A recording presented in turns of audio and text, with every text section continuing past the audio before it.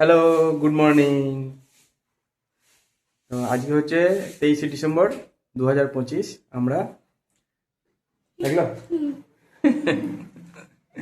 তো আজকে একটা স্পেশাল দিন। আজকে আমরা বছরের শেষে একটা প্ল্যান করেছি যে আমরা সবাই মিলে ঘুরতে যাব। আমাদের অনেক 10 দিনের ট্যুর আজকে থেকে শুরু হচ্ছে, মোটামুটি প্যাকিং হয়ে গেছে।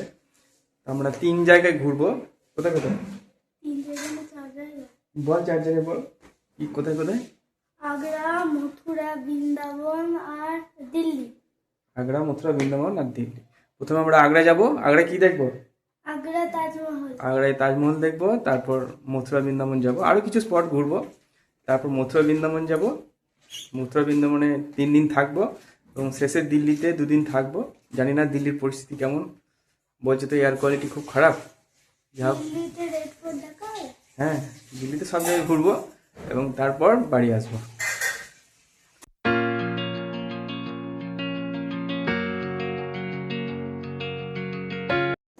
হ্যালো, আমরা এবার বেরোচ্ছি নাকি? কটা বাজছে? 7:30 বাজছে। 8:30 ট্রেন। আমরা যাব প্রথমে বর্ধমান। বর্ধমানে 8:30 ট্রেন। আর আগ্রার ট্রেন কি হয়েছে? 1 ঘন্টা লেট। 1 ঘন্টা লেট। আসার কথা ছিল 12টার সময়, আসবে এখন 1:30 কি 2টো। এখন রাত্রেবেলা বসে থাকতে হবে, অ্যাডভেঞ্চার হবে। তো চলো, আমরা বেরিয়ে পড়লাম। স্টেশন যাবো এবার, দেখা যাক কি হয়। আমরা এখন কাটোয়া স্টেশন। 8:30 গাড়ি। দেখা যাক, বর্ধমান যায় আগে। রাত্রেবেলা স্টেশন দেখতে ভালোই লাগে। এটা আমাদের কাটোয়া স্টেশন।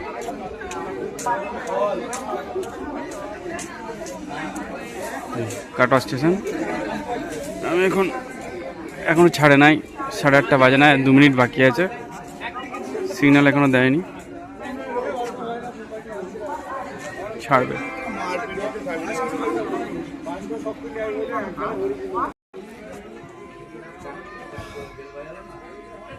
আমাদের ট্রেন ছাড়লো, 5 মিনিট লেটে ছাড়লো, কারণ পাশে একটা ট্রেন আসছিল এখান থেকে। তো দুর্গা চলো যাওয়া যাক।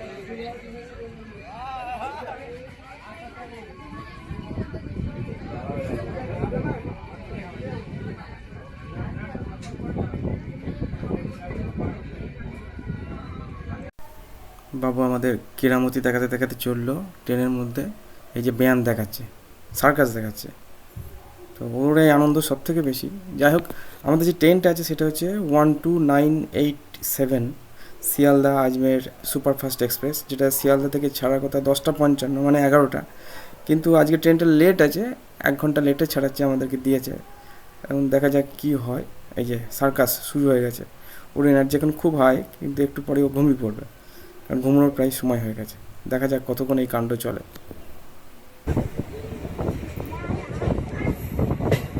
বর্ধমান জাংশন। চলো, বর্ধমানে তো চলে আসলাম। দেখা যাক আমাদের ট্রেন কখন আবার দেয়।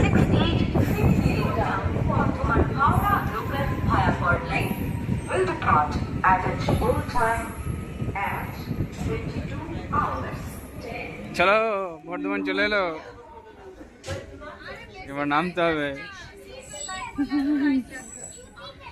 চলো হে। ওয়েটিং রুমে বসে আছি, প্রতীকালয়ে। 3 ঘন্টা এখানে ওয়েট করব। বর্ধমানের এটা আপার ক্লাস ওয়েটিং রুম।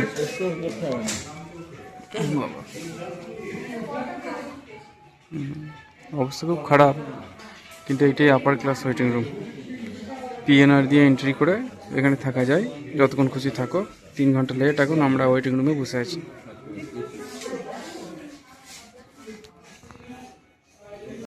শেষ পর্যন্ত ট্রেন ঢুকছে।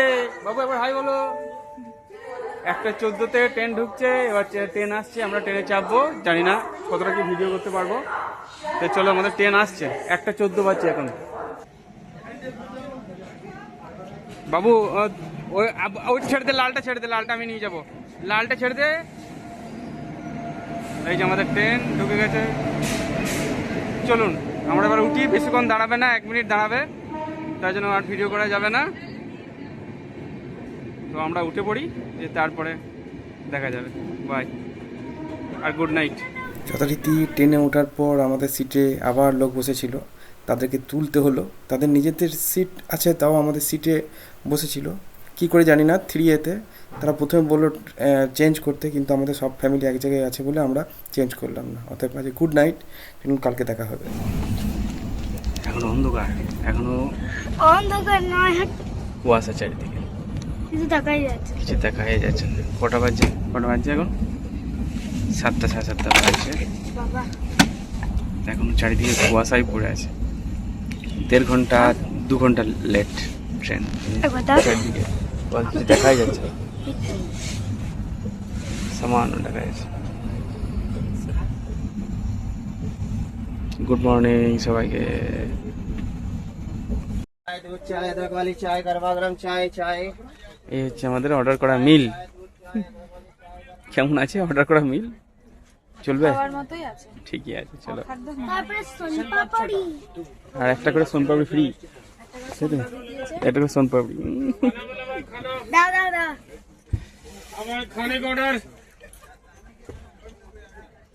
কি কি দিয়েছে? 2টো করে ডিম, 2টো করে ডিম, ভাত, ডাল। 90 টাকা। 90 টাকা তো। আচ্ছা দিয়েছে সোনপাপড়ি। ঠিক আছে, এখন আমরা কোথায় আছি? প্রয়াগরাজ। এই মিলটা আমরা বাড়ি থেকে এই IRCTCর মাধ্যমে PNR দিয়ে এই খাবারটা বুক করেছিলাম। আমাদের 4 জনে কম লেগেছিল। 6:35 বাজছে। এতক্ষণ ট্রেনটা ঢুকে যাওয়ার কথা ছিল, তো 8:30টায় ঢুকবে। এখন দেখাচ্ছে, দেখা যাক কতক্ষণ লাগে।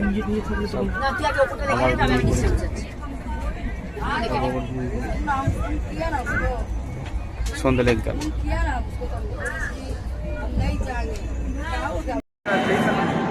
চলো, শেষ পর্যন্ত পৌঁছলাম।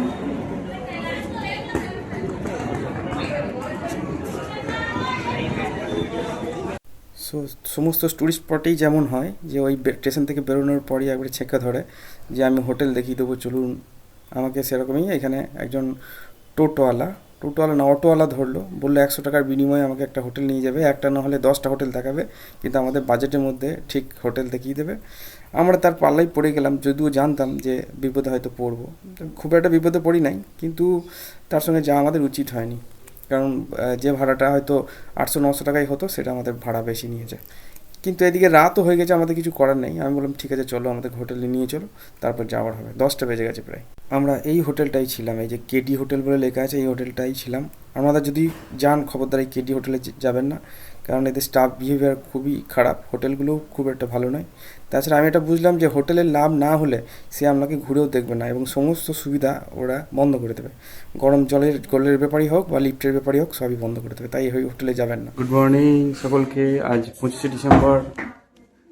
আজকে আমরা একটা হোটেল পেয়েছি, কালকে রাতে পেয়েছি 10টা, সাড়ে 10টার সময়। খুব একটা ভালো নয়, এখন খুব চাপ, দামও বেশি নিল হোটেলের। হোটেলটা 1400 টাকা ভাড়া নিল, কিন্তু কিছু করার নাই। ওই অটো ড্রাইভারের পাল্লায় পরে কীর্তি হলো। যাক, আমরা রেডি হয়ে তাজমহল দেখতে যাব। আজকে অনেকগুলো স্পট ঘুরবো। বাবু হাই, গুড মর্নিং। আমরা তাজমহলের ভেতরে ঢুকছি, দেখা যাক।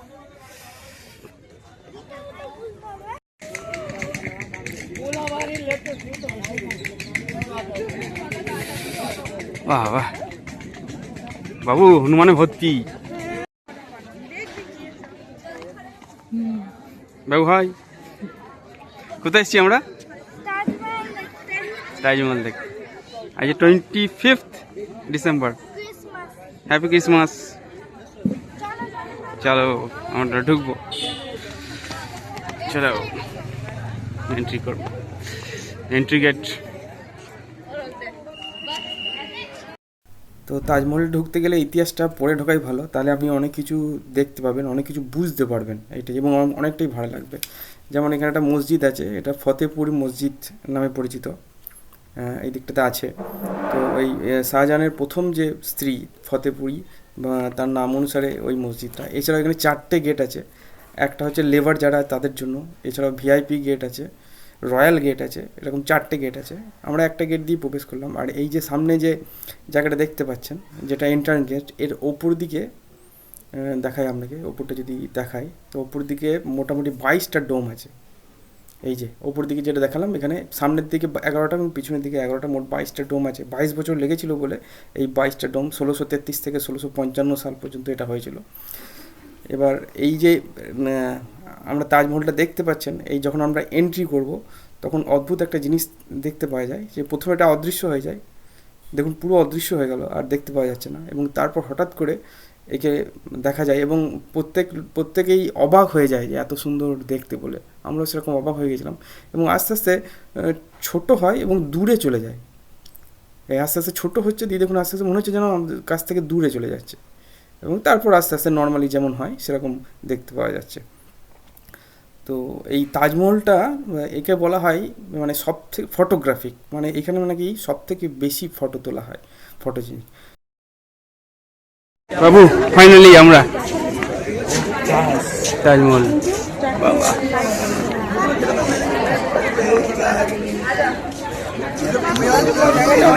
তাজমহলের দুদিকটা সিমেট্রি, অর্থাৎ বাঁ দিকেও যা আছে ডান দিকেও তাই আছে। আমি আমার নিজের কথাগুলো দিলাম না এখানে, আমি ইতিহাসগুলো বলি একটা একটা করে, ভালো লাগবে শুনতে।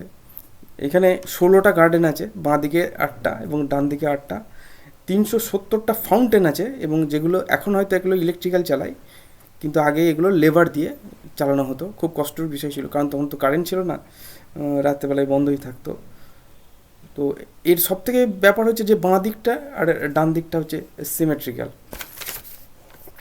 এছাড়াও এর বাঁ দিকে এবং ডান দিকে দুটো হাউস আছে, একটাকে বলা হয় মিউজিয়াম, আমরা মিউজিয়ামে যদিও যাইনি, এবং আরেক দিকে আছে ড্রামা হাউস।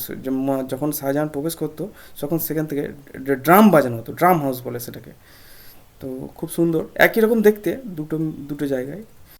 তো এই তাজমহলে মমতাজ বেগমকে সমাধিস্থ করা হয়, যদিও মমতাজ বেগম এখানে মারা যায়নি, বাহারান বলে একটা জায়গাতে মারা যায়। তারপরে পাশের একটা সেখানেই কবর দেওয়া হয়েছিল, তারপর সেই কবরটা তুলে নিয়ে এসে পাশের একটা গার্ডেন ছিল, সেই গার্ডেনে অনেক দিন রাখা হয়, এবং তারপর যখন এই এটা তৈরি হয়ে যায় তাজমহল, তখন তাজমহলের যে নিচে, সেই নিচে মমতাজের কবরখানা তৈরি করা হয়। যদিও আমরা যেটা কবরখানাটা দেখি সেটা কিন্তু আসল নয়, আসল কবরখানাটা তাজমহলের নিচে আছে, যেখানে এখন প্রবেশ করতে দেয়নি। তো 14 নম্বর বাচ্চা জন্মগ্রহণের সময় মমতাজের মৃত্যু হয়, এটাও জানা যায়।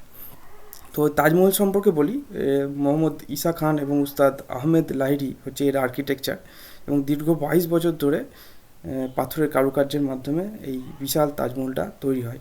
এই তাজমহলের যে পাথরটা সেটা মাকারানা পাথর দিয়ে তৈরি, এবং রাজস্থান থেকে আনা হয়েছিল। আচ্ছা, তার আগে একটা কথা বলি, এই যে জুতোর যে এখানে ওপরে উঠতে গেলে কিন্তু আলাদা করে 200 টাকার একটা টিকিট আছে, সেইটা কাটতে হয়, এবং এখানে কিন্তু খালি পায়ে বা জুতো পরে ওঠা যায় না, এরকম জুতোর কভার দেয়, সেই কভার পরেই কিন্তু উঠতে হয়, নাহলে পাথরগুলো খারাপ হয়ে যাবে। কিন্তু আপনাকে বাইরে কি বলবে, বাইরে বলবে যে 10 টাকা দিয়ে কিনুন, কারণ ভেতরে 40 টাকা দাম নেবে, কিন্তু এগুলো অ্যাকচুয়ালি ফ্রি, আপনি ভেতরে গেলে কিন্তু ফ্রিতে পাবেন, তাই বাইরে কখনোই 10 টাকা দিয়ে এগুলো কিনবেন না। এরপর বলি, এই যে মাকড়ানা যে পাথরটা আছে, এটার বিশেষত্ব হচ্ছে যে এটা 3 রকম কালার হয়। যখন সূর্য ওঠে তখন এর কালার হচ্ছে পিঙ্ক, যখন রোদের সময়, যেমন আমরা যখন গিয়েছিলাম তখন একটু হলুদ হলুদ লাগছে, কারণ এর বৈশিষ্ট্যটাই ওইটা, যে সূর্য উঠলে এর কালারটা হলুদ লাগবে, এবং যখন চাঁদ উঠবে সেই সময় এর কালার হয়ে যাবে পুরো সাদা। তাই জন্য সবাই বলে যে তাজমহলকে দেখতে যখন সময় কি বলে, পূর্ণিমার সময়, যখন চাঁদের উজ্জ্বলতা সব থেকে বেশি থাকে, এবং তখন নাকি এখানে সাদা ঝকঝক করে। আরও কিছু জিনিস আছে যেমন হচ্ছে তাজমহলের মধ্যে অনেক মণিমুক্ত খচিত ছিল। আমরা বুঝতে পারছিলাম যে এই রোদের মধ্যে আমরা তাজমহলকে যা দেখছিলাম, যা চকচক করছিল, যদি মণিমুক্তগুলো থাকতো তাহলে হয়তো তাজমহলের দিকে তাকিয়ে দেখতে পারতাম না। এইটা হচ্ছে তাজমহলের পিছনের দিক, এই জায়গাটাকে বলে মেহতাব বাগ, এই যমুনা নদীর পিছনের দিকে মেহতাব বাগ। তাজমহলের আরেকটা বৈশিষ্ট্য হচ্ছে যে এই যে যমুনা নদী আছে, যমুনা নদী যদি কখনও অনেক বেশি জল হয়ে যায় তাহলে তাজমহলে চলে আসতে পারে, এবং সেক্ষেত্রে মাটি ধসে যেতে পারে। তাই জন্য এর ভেতরে কিছু বিশেষ ধরনের কাঠ পোতা আছে। এর তলায় প্রায় 370টা কুয়ো বানানো হয়, 370টা, 144টা কুয়ো বানানো হয়, এবং সেই 144টা কুয়োতে ওই বিশেষ কাঠ ভরে দেওয়া হয়। ওই বিশেষ কাঠের বৈশিষ্ট্য হচ্ছে সেই কাঠকে যত জল দেবে তত সেটা শক্ত হবে। এছাড়াও এই পিছনের দিকে একটা জায়গা আছে যেখানে দেখলাম সবাই পয়সা ফেলেছে, এবং একটা জাল দিয়ে আটকানো, যেটার ভিডিও আমি করতে পারি নাই, তখন জানতাম না। তো সেইখান দিয়ে একটা সিঁড়ি আছে, সেই সিঁড়ি দিয়ে ওই আগ্রা ফোর্টে যাওয়া যায়। তো যখন শাহজাহান এই তাজমহলটা তৈরি করেছিল, এই তাজমহলটা তৈরি করতে প্রায় 3.5 কোটি টাকা খরচ হয়েছিল তখনকার দিনে। তো শাহজাহানের যে ছেলে ঔরঙ্গজেব বলেছে যে বাবা যদি এইভাবে টাকা খরচ করে তাহলে তো সমস্ত সম্পত্তি শেষ হয়ে যাবে, তাই শাহজাহানকে ওই আগ্রা ফোর্টে বন্দি করে রেখেছিল। আমরা পরের দিন দেখাবো যে আগ্রা ফোর্টের একটা জায়গা আছে যেখান থেকে সবসময় এই তাজমহলটাকে দেখতে পাওয়া যায়। পরে যখন শাহজাহান যখন মরে যায়, তখন শাহজাহানের 2 মেয়ে ওই যে সুড়ঙ্গটার কথা বললাম সেই সুড়ঙ্গর পথ দিয়ে শাহজাহানকে আগ্রা ফোর্ট থেকে এই তাজমহলে নিয়ে আসে এবং মুমতাজ বেগমের যে কবরখানা আছে তার পাশেই তাকে সমাধিস্থ করা হয়, এখানেই রাখা হয়। এই হচ্ছে মোটামুটি তাজমহলের গল্প। এছাড়াও এর যে মিনারগুলো আছে, মিনারগুলো 44 মিটার হাইট এবং তাজমহলের হাইট হচ্ছে 73 মিটার, সেটা বিশাল বড়। এবং এর ওপরে যে একটা আমরা গম্বুজ টাইপের দেখলেন, এই গম্বুজটাও প্রায় 3টে মানুষের সমান তার দৈর্ঘ্য, যেটা নিচ থেকে বুঝতে পারা যায় না। লোকে বলে যে ওইটা নাকি সোনার ছিল এবং ইংরেজরা ওই সোনাটাকে খুলে নিয়ে চলে গেছে এবং এখন যেটা আছে সেটা হচ্ছে পিতলের।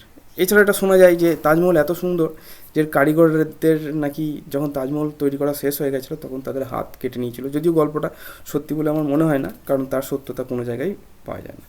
তো তাজমহলের বিশেষত্ব হচ্ছে আপনি নিজে না গেলে এই তাজমহলের যে এত সুন্দর আপনি বুঝতে পারবেন। আপনি যতই ছবি দেখেন না কেন, তাজমহল যে কী সুন্দর সেটা তাজমহল গেলে বুঝতে পারা যায়। খুব সহজে একে সপ্তম আশ্চর্য বলে না। এর যে সৌন্দর্য বুঝতে গেলে বা উপলব্ধি করতে গেলে এর সামনে যেতে হবে। কেন সবথেকে বেশি ফটোগ্রাফি এখানে করে সেটাও বুঝতে হবে। এর দুপাশে দুটো এরকম তাজমহলের রেপ্লিকা আছে দুটো প্রান্তে। তো বলা হয় যে প্রথমেই রেপ্লিকা দুটো তৈরি করা হয়, তারপর শাহজাহান দেখে এত খুশি হয়েছিল যে এই রেপ্লিকাগুলো করলে হবে না, এর একটা সাদা পাথর দিয়ে তাজমহল বানাতে হবে। তারপর রেপ্লিকা দুটোকে দেখেই তাজমহলটা পাথরের বানানো হয়।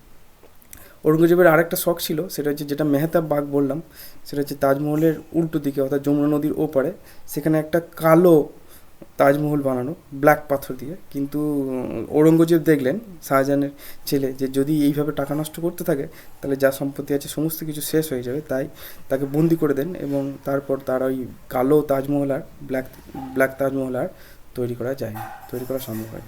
এইটা হচ্ছে তাজমহলের রেপ্লিকা, একদিকের রেপ্লিকা। অন্যদিকের রেপ্লিকাও আছে, এখন এটা বন্ধ করে দিয়েছে। এই ভেতর দিকে ঢোকা যেত, এখন এগুলো বন্ধ, কারণ অনেক পুরনো হয়ে গেছে, যে কোনো সময় এটা নষ্ট হয়ে যেতে পারে। তো আমরা সব জায়গাটাই ঘুরে দেখলাম। আচ্ছা, একটা কথা মনে রাখবেন যে শুক্রবার দিন তাজমহল বন্ধ থাকে ট্যুরিস্টদের জন্য। লোকাল যারা মুসলিম আছে তারা শুক্রবার দিন আসে নামাজ পড়ার জন্য, কারণ এখানে একটা মসজিদ আছে, তাই শুক্রবার দিন যেন তাজমহল যাবেন না, সেদিনকে ট্যুরিস্টদের জন্য তাজমহল বন্ধ থাকে। আর আরেকটা জিনিস, সেটা হচ্ছে তাজমহল ঘোরার জন্য যদি নিচেরটা ঘুরতে চান তার 50 টাকার টিকিট আমাদের ইন্ডিয়ানদের জন্য, এবং যদি ওপরে উঠতে চান এই তাজমহলের ওপরে তাহলে কিন্তু আরও এক্সট্রা 200 টাকা, অর্থাৎ টোটাল 250 টাকার টিকিট পড়ে। এইটাই কিন্তু ফরেনারদের জন্য প্রায় 1200-1250 টাকার টিকিট। ইন্ডিয়ানদের জন্য 250 টাকায় টোটাল তাজমহলটা ঘোরা যাবে। তাই যদি আপনারা তাজমহলে যান তাহলে 250 টাকার টিকিটই কাটবেন, কারণ আপনারা একবারেই যাবেন এবং গোটা তাজমহলটা ঘুরে দেখবেন খুব ভালোভাবে, অদ্ভুত লাগবে এর সৌন্দর্য। তাজমহল থেকে বেরোনোর সময় আমাদের সঙ্গে একটা কাণ্ড হলো, যা হোক, যেটার জন্য তাজমহল আরও বেশি মনে থাকবে। সেটা হচ্ছে ওই আমার স্ত্রীর মাথায় একটা টুপি ছিল, মানে শীতকালীন টুপি। তো সাধারণত কে নিয়ে চলে গেল আমরা কিছু বুঝতে পারলাম না। আমরা অনেকক্ষণ খোঁজাখুঁজি করলাম কিন্তু সেটা আর পেলাম না।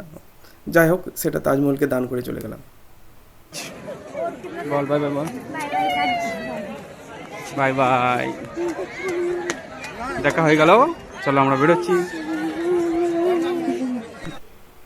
একটা পর্বে সমস্ত কিছু দেখানো সম্ভব নয়, এখন আমাদের মথুরা বৃন্দাবন দিল্লি আছে, তো আমরা পরের নেক্সট পার্টে মথুরা বৃন্দাবন কন্টিনিউ করব।